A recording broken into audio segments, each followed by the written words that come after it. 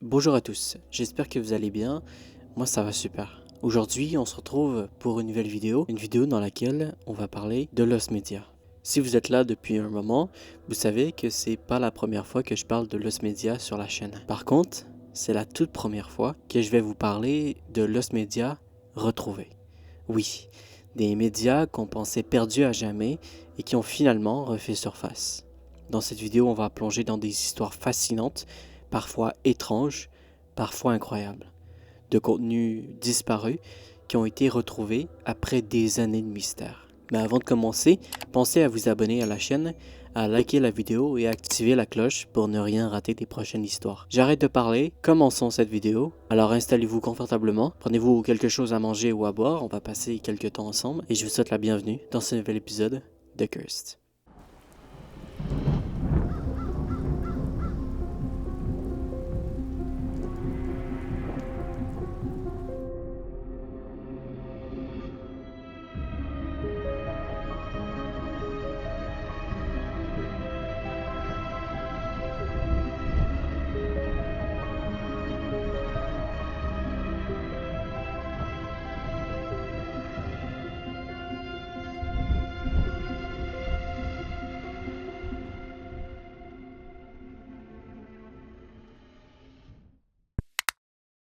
This concludes another day of outstanding television programming on WMAQ-TV, Channel 5, NBC in Chicago.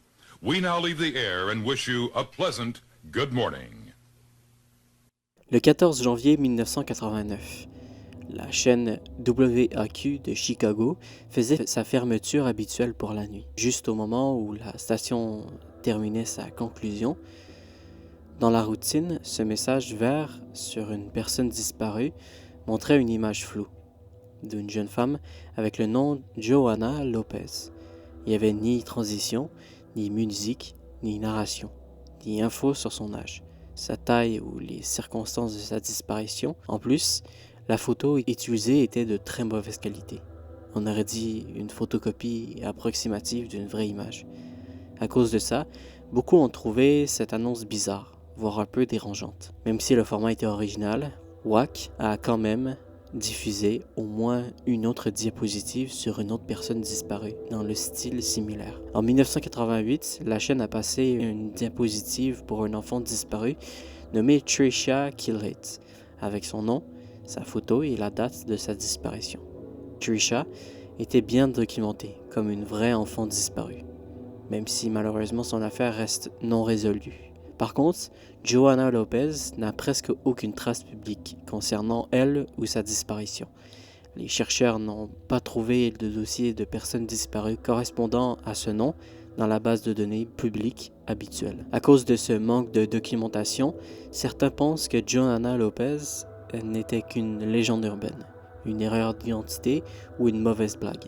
Mais tous les doutes ont disparu en 1991. Pendant une autre émission de fin de soirée de WMEQ, la même diapositive de Johanna Lopez, disparue, est réapparue. Cette fois, son image est restée à l'écran quelques secondes avant de passer au bar de couleur et au son. La diapositive était à peu près la même, juste un peu plus nette, mais pas beaucoup, et aucune nouvelle info sur Johanna n'a été donnée.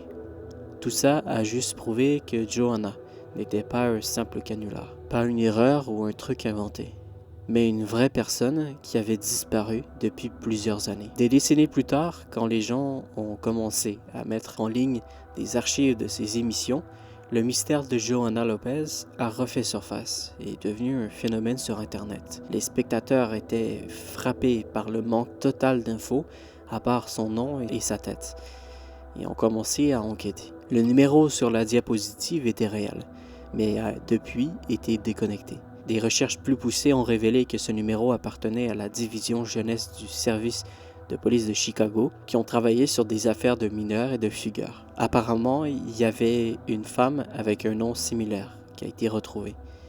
Et quand on l'a contactée, elle avouait avoir fugué à 18 ans. Son âge et son endroit collaient aussi, mais pour une raison inconnue, la communication a soudainement coupé. Les appels, les textos de relance sont restés sans réponse. On ne sait pas si c'était vraiment Johanna Lopez, mais insister pour avoir plus d'informations risquerait de tourner à du harcèlement. Du coup, cette piste est froide. Cela dit, on avance quand même. Il y a des communautés en ligne comme un Discord et un subreddit qui cherchent à en savoir plus sur Johanna Lopez et à élucider ce mystère bizarre. En février de l'année dernière, une toute nouvelle diffusion jamais vue jusqu'ici a été découverte et mise en ligne sur YouTube. Cette fois, datée de 1990. Quand on lui a demandé, la personne qui l'a posté a dit qu'elle avait acheté des cassettes à un collectionneur de la région de Chicago et qu'elle ne connaissait pas l'affaire de Johanna Lopez. Malheureusement, la vidéo ne semble rien révéler ni faire avancer l'enquête d'une manière ou d'une autre, mais ça reste une découverte assez intéressante. Le 31 août 2019, un homme nommé Seth Heather a commis un crime horrible. Heather était un gars du Texas qui venait justement de se faire virer ce jour-là. Un peu plus tard, il a appelé une ligne d'alerte du FBI en racontant n'importe quoi sur les injustices qu'il avait subies.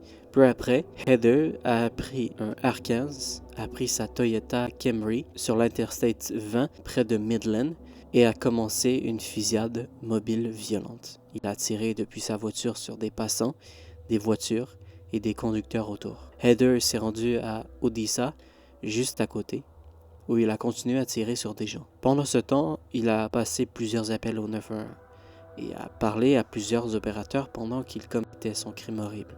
Finalement, il est allé dans un quartier résidentiel où il a tiré et tué un facteur du service de postal américain avant de voler son camion de livraison. Pour finir, alors que Heather roulait sur la Texas State Highway 191 à Odessa, les policiers ont percuté le camion volé et l'ont abattu lors d'une dernière fusillade. Au total, 7 personnes ont tragiquement été tuées et environ 25 autres ont été blessées. Les enquêteurs n'ont pas identifié de motif clair pour la fusillade des deux, mais la plupart des sources évoquent sa santé mentale déclinante et ses délires paranoïaques. Selon le rapport officiel d'enquête, Heather a affirmé qu'on le traquait et qu'on usurpait son identité en ligne et qu'il avait été kidnappé par un employeur qui l'avait forcé à regarder de la pédopornographie. Pourtant, lors de son appel au 911, il n'a fait aucune menace ni mention de la fusillade à venir. Après la tuerie, le FBI a fouillé chez Heather et a vérifié son passé, confirmant qu'il avait déjà raté une vérification de casier, mais qu'il avait quand même réussi à se procurer son fusil par une vente privée qui ne demandait pas de contrôle. L'homme qui lui a vendu le fusil a ensuite été poursuivi en justice. Il a plaidé coupable pour vente d'armes sans licence et a pris 24 mois de prison fédérale. Quoi qu'il en soit, l'appel du 911 de Seth Heather n'est pas vraiment considéré comme un média perdu. Certes, les appels n'avaient pas été rendus publics, mais personne ne les cherchait vraiment. En février 2025, un utilisateur de Reddit appelé Brave Howard 8666 a trouvé et posté un enregistrement de l'appel, probablement obtenu via une demande de communication d'information. Il n'y a pas beaucoup d'infos sur comment il a récupéré ça en ligne. Et le compte Reddit de Brave Howard a même été supprimé par la suite. Le 13 février 2017, 2 ados de l'Indiana, Abigail Williams et Liberty German, faisaient une randonnée près du Monon High Bridge à Delphi, une petite ville à environ 100 km au nord-ouest d'Indianapolis. Les filles avaient été déposées près du sentier cet après-midi-là et devaient être récupérées plus tard dans la soirée, mais ça n'a jamais eu lieu. Le père de Liberty, un peu après 13 heures, pensait venir les chercher, mais elle n'était pas là. Les filles s'étaient volatilisées. Ils ne répondaient pas au téléphone, ce qui a tout de suite inquiété la famille. Les proches et amis ont commencé à chercher sur les sentiers et aux alentours toute l'après-midi et au début de la soirée, appelant et envoyant des messages aux filles sans succès, alors que la famille n'a pas réussi à les retrouver. Alors que la nuit commençait à tomber, la famille a contacté les autorités et a signalé la disparition des filles à 17h30. La police et des bénévoles du coin ont organisé une battue qui a duré toute la nuit. Mais le pire restait à découvrir. Le lendemain matin, vers midi, les chercheurs ont trouvé 2 corps dans une zone boisée près de la rive nord de Deer Creek, à environ 1 kilomètre à l'est du pont de Monaghan High. C'étaient les restes d'Abigail Williams et de Liberty German. Les enquêtes qui ont suivi ont révélé que les deux filles avaient été attaquées et tuées près de l'endroit où on les a retrouvées, avec des procédures judiciaires indiquant qu'elles étaient mortes après s'être fait trancher la gorge. L'analyse du téléphone de Liberty a révélé des infos importantes. Peu après 14 heures, Liberty a pris et a posté des photos sur Snapchat alors qu'elle commençait à traverser le pont. Un peu plus tard, les filles ont remarqué qu'un homme les suivait et ont commencé à filmer une vidéo. Le téléphone de Liberty a continué à enregistrer ses déplacements grâce à des données de santé et de localisation jusqu'à environ 2h32, quand l'appareil a arrêté d'enregistrer les mouvements. On entend un homme dans la vidéo dire « Les gars en bas de la colline ». Et il est vite devenu le principal suspect. Il a été surnommé l'homme du pont quand son image et sa voix ont été diffusées. Même si la vidéo complète n'a pas été partagée, 3 jours après le meurtre, un homme nommé Richard Allen s'est dénoncé, disant qu'il était sur le même sentier au moment des faits, mais son rapport avait été mal classé parce que son nom avait été mal enregistré. Du coup, Allen a été exclu des investigations pendant plusieurs années. En 2022, un bénévole impliqué dans l'affaire a remarqué un détail et s'est rendu compte de la confusion des noms, ce qui a poussé les détectives à se concentrer sur Allen. Les enquêteurs ont relié des balles de calibre 40 non utilisées retrouvées près des corps au pistolet P226 d'Allen. Avec ses propres déclarations et le fait qu'il correspondait aux descriptions des témoins, ça a renforcé le dossier de l'accusation. En novembre 2024, le jury a déclaré Allen coupable de toutes les charges dans ce double homicide. Et en décembre 2024, il a été condamné à 130 ans de prison. En 2024, des enregistrements d'appels téléphoniques d'Allen ont été diffusés devant le jury, où il avouait ses crimes à sa femme et à sa mère. Des extraits de ces appels ainsi que des passages de ses interviews avec la police ont ensuite été diffusés dans les médias et sont devenus accessible au public, y compris en 2025. Quant à la vidéo complète, elle a été restée secrète jusqu'à l'année dernière, quand un site défendant l'innocence d'Allen a mis la vidéo en ligne. On ne sait pas trop comment ils l'ont obtenue. Des images de la pièce à conviction du procès, mais malgré tout, c'est une vidéo vraiment glaçante, surtout quand on sait ce qui s'est passé. Le Mixa Supermarket était une petite épicerie indépendante située à Fort Wood, au Texas. Malheureusement, les propriétaires ont fait faillite parce que le magasin ne rapportait pas et avait accumulé plus d'1 million de dollars de dettes.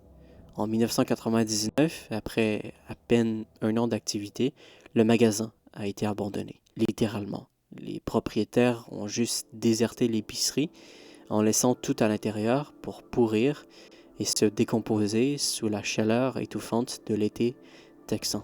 Au lieu de nettoyer le stock, ils ont simplement fermé les portes avec de la viande, du poisson, des légumes, des produits laitiers, des surgelés et d'autres denrées périssables encore à l'intérieur. Une fois l'électricité coupée, la réfrigération s'est arrêtée et la nourriture a commencé à pourrir, attirant les mouches, asticots et rongeurs. Le bâtiment entier est devenu un écosystème fermé rempli de bouffe en décomposition. Des vapeurs nauséabondes envahissaient le magasin à cause de tous les déchets produits. De l'extérieur, les gens se plaignaient d'une odeur tellement forte et dégueulasse que certains avaient carrément mal à la tête à rien qu'en passant devant. Back in August, store owners locked the doors and left everything behind.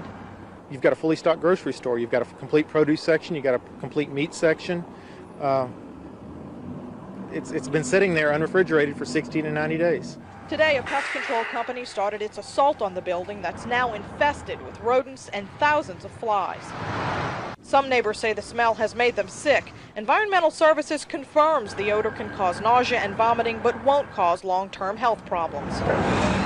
Et une société spécialisée a été engagée pour nettoyer les lieux. Les ouvriers ont dû porter des combinaisons de protection pour enlever et décontaminer soigneusement tout ce qui se trouvait dans le magasin, ce qui a coûté environ 100 000 $. L'événement a eu pas mal de couverture dans les médias locaux, avec des images des alentours du magasin ainsi que quelques plans de l'intérieur, Mais l'histoire est restée assez méconnue en dehors de Fort Wood jusqu'à ce qu'un documentaire sur la chaîne History intitulé Life After People diffuse un épisode appelé Le Dernier Repas.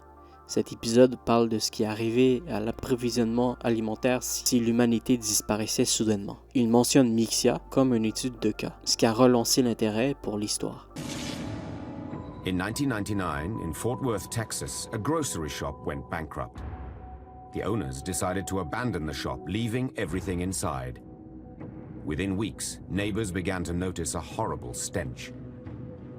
Des années plus tard, un utilisateur de Lost Media Wiki, Benjamin McCall, s'est intéressé à l'affaire et a commencé à chercher les bandes originales utilisées dans l'épisode Life After People. Sa recherche l'a emmené à Anthony Williams, chef de service de la gestion environnementale de Fort Wood. Williams a confirmé qu'un employé nommé Jimmy McClure avait filmé le nettoyage de Mixia, mais n'a pas réussi à chercher ses enregistrements, en pensant qu'ils étaient simplement perdus à cause de changements dans le service. Depuis, on essaie de récupérer un maximum de Lost Media de Mixia et il y a même une équipe de recherche sur Discord. Et pour les découvertes faites en 2025, il y en a plein.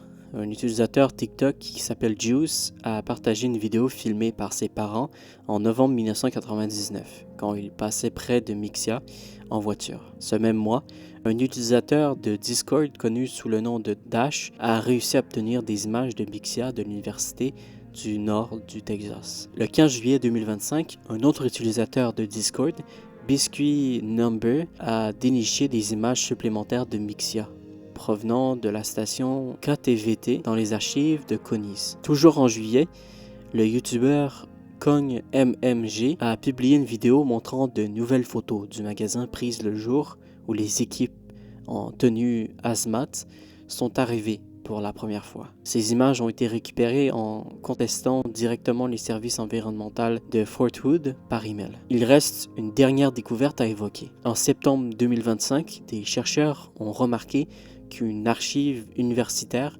avait discrètement publié un ensemble complet de photos de supermarchés au Mexique. Pourtant, la plupart avaient déjà été découverts et partagés en 2024 par l'utilisateur de Lost Media Wiki, Nicolas Haster, sauf une.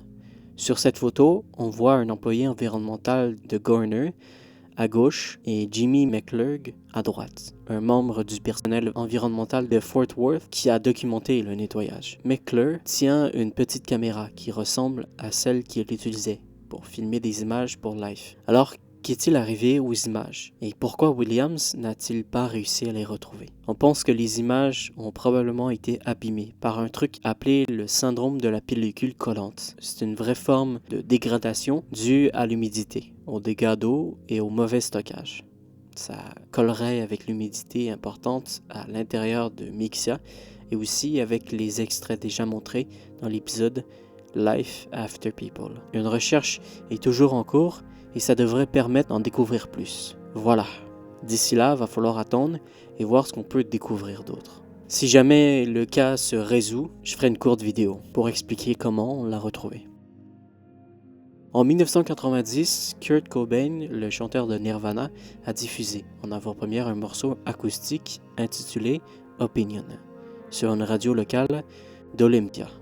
Le journaliste Jim DeRogatis a décrit la chanson comme un coup de gueule contre les médias sensationnalistes et on pense qu'il a joué la même soirée où il l'a écrite. Malgré ça, le morceau n'a pas été réenregistré par la suite. L'album qui a fait exploser Nirvana en 1991, Nevermind, est resté en grande partie méconnu jusqu'à ce qu'il soit inclus dans le coffret With the Lights Out en 2004. Des rumeurs circulent qu'une démo complète du morceau, un vrai trésor pour les fans, pourrait exister. Sauf qu'en 2015, le documentaire Montage of Heek a montré une version inédite de la chanson Opinion pendant le générique de fin, même si seulement les 12 premières secondes ont été utilisées. Cette version claire a laissé des spéculations sur le fait qu'il pourrait s'agir d'une démo enregistrée dans un studio, même si des éléments comme une coupure brutale à la fin laissent penser le contraire. C'était probablement un enregistrement fait à la maison, sauf que la date exacte et l'endroit où ça a été enregistré restent inconnus.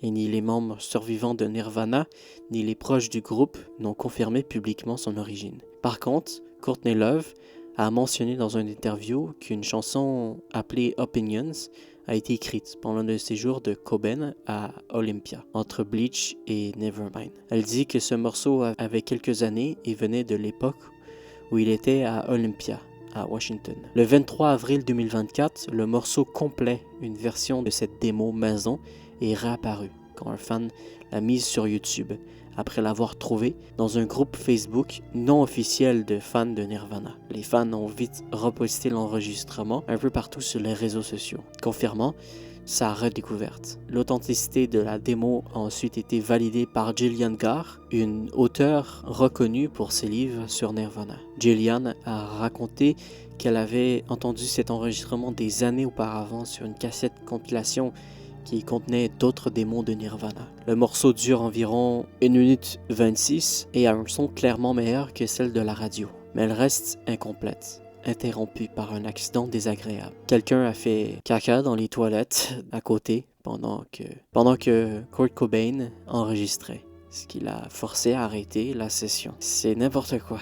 Même si des rumeurs parlent d'une version de 12 minutes d'Opinion qui existerait dans les archives de Nirvana. Cette version longue est toujours perdue et n'a rien à voir avec la démo retrouvée récemment et présentée dans Montage of Hate.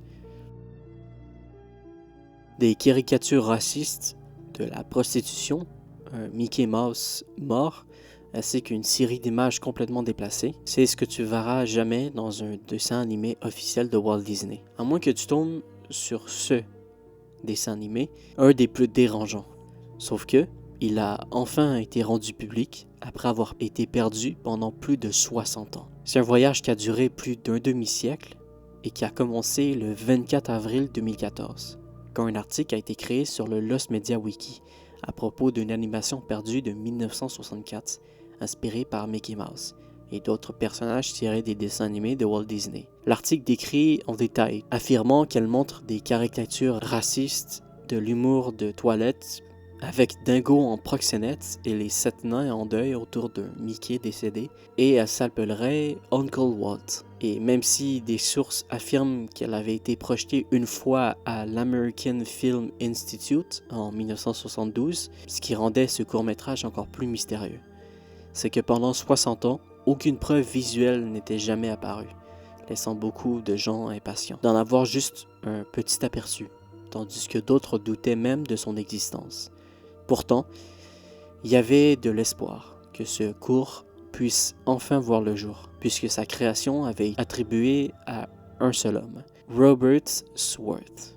Évidemment, la manière la plus évidente d'obtenir une copie était de contacter Swarth directement, même si ça posait déjà un problème. Après une décennie à chercher pour le film, Swarth ne semblait pas avoir de présence sur les réseaux sociaux, ce qui, vu qu'il a maintenant 83 ans, ne devrait pas surprendre.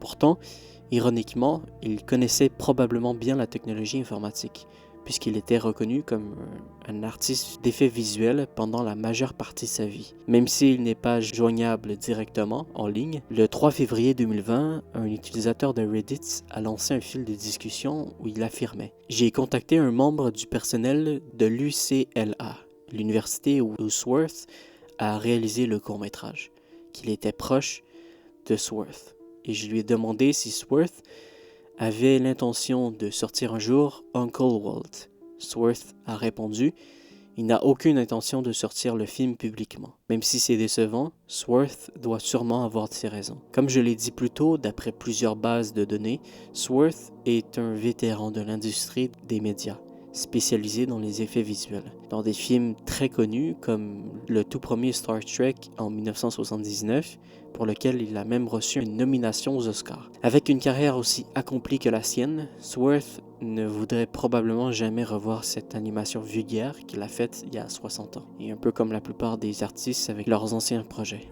Ils doivent se trouver difficile à regarder et regretter de l'avoir faite. Même si le Lost Media Wiki a noté que cette œuvre était en fait archivée dans la collection de Robert Swarth à l'Academy Film Archive à Hollywood, en Californie, mais uniquement pour des projections privées sur rendez-vous. Du coup, avec quasiment aucune avancée pour retrouver ce film perdu, en vue d'une diffusion publique à long terme, beaucoup pensaient que la recherche était définitivement au point mort. Sauf que, en 2024, les choses ont commencé à s'améliorer. Le 31 décembre 2023, le vétéran des archives d'animation Steve Stangfield annonce Public Domain Mouse Adventure, une compilation Blu-ray non autorisée des aventures de Mickey Mouse, des dessins animés pour fêter l'arrivée du personnage dans le domaine public. Cette compilation devait sortir via le label média de Stangfield, Thunderbean, une boîte indépendante spécialisée dans la restauration et la sortie de dessins animés du domaine public et de l'âge d'or. Avec l'annonce, le plus gros argument de vente c'était la présence d'un certain court-métrage de Mickey Mouse perdu depuis 60 ans, le fameux Uncle Walt. Évidemment, avec un truc perdu comme ça, des médias aussi prisés que ça, Steve avait été interrogé sur comment il les avait obtenus. Et comme prévu, il n'a jamais vraiment donné de réponse claire, se contentant de dire « on finit par avoir accès à des trucs assez rares ». Franchement, ça vient de plein d'années de collection.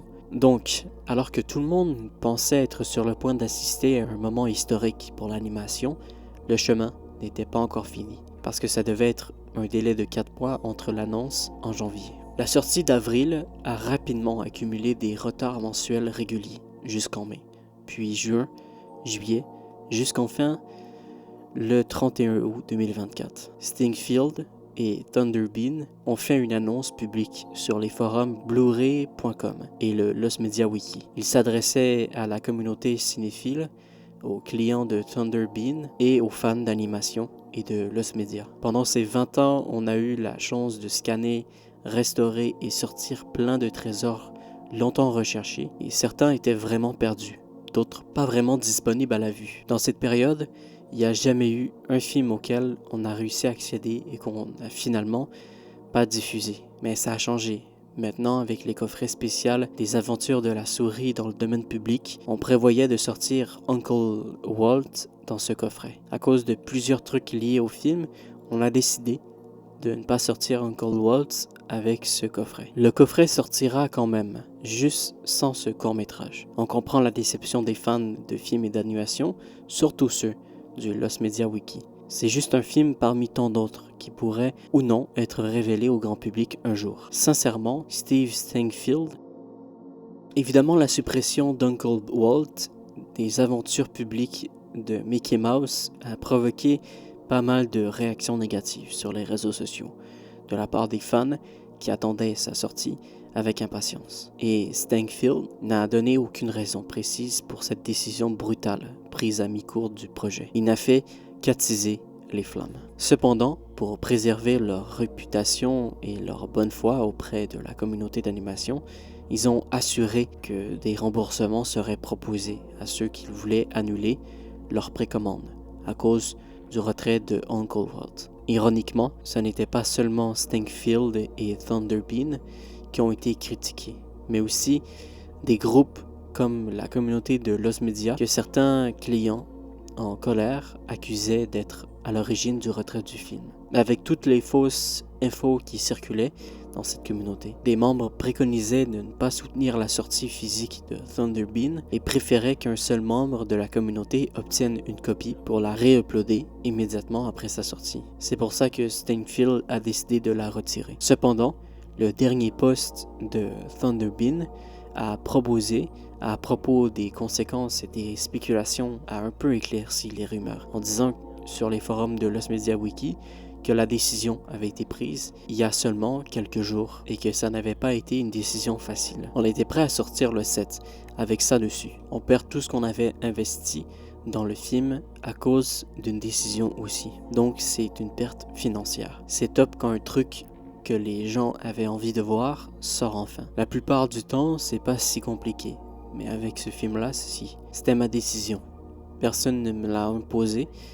C'est moi qui devais la prendre. J'aimerais pouvoir en dire plus pour éviter les spéculations. C'est vraiment le max que je peux dire sans dévoiler les raisons. Je peux dire que la décision n'avait rien à voir directement avec la communauté Wiki, ni avec ce qui a été posté ici. Ça n'a non plus lien directement avec Disney. Personne ne m'a soudoyé, ni un collectionneur de films, ni un groupe quelconque. Ce n'est sûrement pas la réponse que les gens espéraient. Mais apparemment, d'après Stangfield, la raison pour laquelle on a retiré Uncle Walt n'a rien à voir avec des embrouilles dans la communauté de le Lost Media Wiki, ni avec Disney, ni avec des collectionneurs de médias. Donc, même si certains espéraient d'autres choses, la sortie par Thunderbean de leur copie du court-métrage a été complètement annulée. Et c'est triste, car ça aurait été le fun de le voir. Et si je vous disais que le 11 août 2024, soit juste 19 jours avant l'annonce de Thunderbean, la toute première preuve physique de l'existence de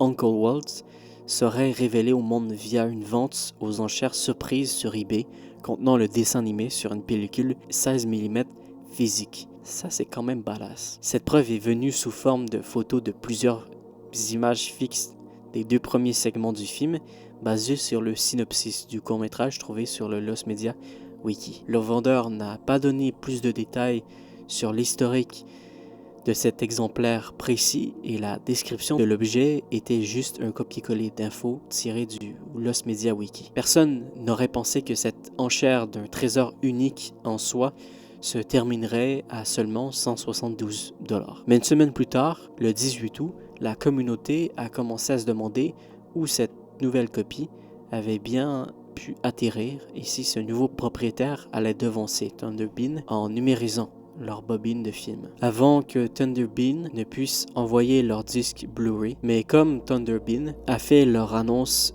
quelques jours plus tard, le 30, ça a relancé un sentiment d'urgence et de panique, en espérant que le gagnant de l'enchère soit quelqu'un de la communauté et qu'il le sortirait. Mais au fil des mois, plus aucune nouvelle. Il y avait de fortes chances que la copie soit tombée entre les mains d'un collectionneur privé. Du coup, il y a eu 2 occasions qui étaient presque offertes au public.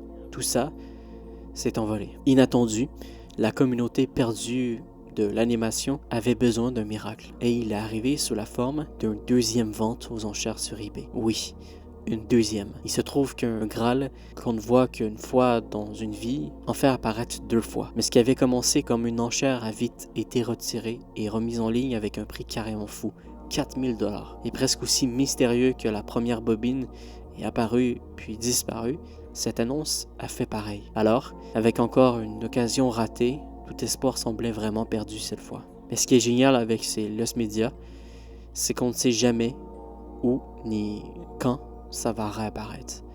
Un peu comme presque pile 2 ans après Thunderbean. Le premier mois de 2026 a déjà mis la barre super haut, en nous offrant un truc que beaucoup d'entre nous pensaient ne jamais voir de leur vie. Le 12 janvier 2026, le youtubeur NPC a enfin brisé ce cycle qui durait depuis des années en publiant une vidéo intitulée Uncle Walt 1965, 16 mm, contenant le court-métrage complet de 7 minutes de Robert Swarth. Depuis, il a mis en ligne une vidéo où il raconte son périple, l'histoire d'Uncle Walt pour l'instant, dans laquelle où il confirme avoir acheté la 2e copie sur eBay après avoir conclu un accord préventif avec le vendeur. Il donne aussi plein d'autres infos sur le sujet.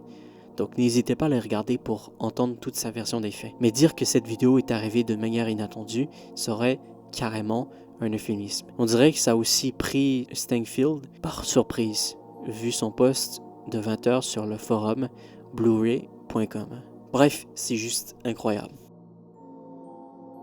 Marvel Entertainment avait fait appel à une boîte de prod, la boîte Big Share Production, qui va réaliser un court-métrage de 5 minutes intitulé Year of Spider-Man.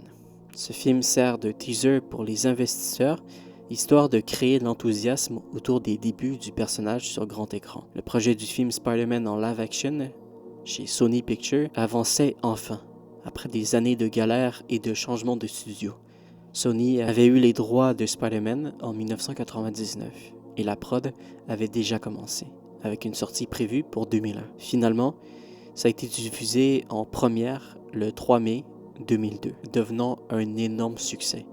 Vous dire à quel point j'ai manqué ce phénomène, car je suis né seulement 28 jours plus tard. Au passage, ce film est un chef-d'œuvre cinématographique et le meilleur Spider-Man de tous les temps. Il n'y a pas débat. Réalisé par Rob Cohn, l'année de Spider-Man utilise un mélange de scènes live original de graphiques stylisés et d'images fixes pour représenter Spider-Man dans des ambiances bien travaillées.